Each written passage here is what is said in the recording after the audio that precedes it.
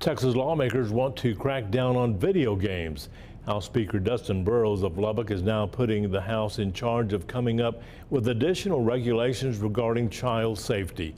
KCBD News Channel 11's Alexis Elliott takes a closer look at the changes Speaker Burrows hopes will come out of this directive.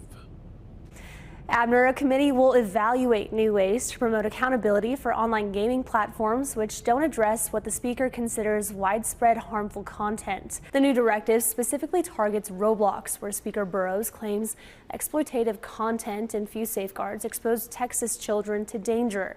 He wants the legislature to close content moderation practices and gaps in enforcement and come up with new ways to protect children online. Roblox is a game where users can create games and worlds of their own for anyone to play. The charge follows Speaker Burrows learning about a Roblox game that allows players to play through the massacre at Robb Elementary in 2022.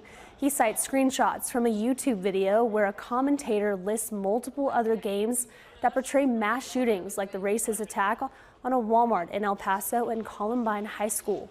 Speaker Burrows says turning the Robb Elementary shooting into entertainment is a, quote, profound moral failure. He says when directed at children, it goes beyond poor taste and crosses into dangerous territory. The Speaker says it reflects a platform that permits exploitation and shock value at the expense of basic human decency. Speaker Burrows points out nearly 40% of Roblox's 144 million daily users are under the age of 13. This kind of content violates Roblox's existing terms of service and community standards. Moderators also remove them as they find them. It has also implemented more parental controls and child-focused accounts that would restrict access to violent content. The House's State Affairs Committee will study this subject until the session starts in January. Abner. Thank you, Alexis.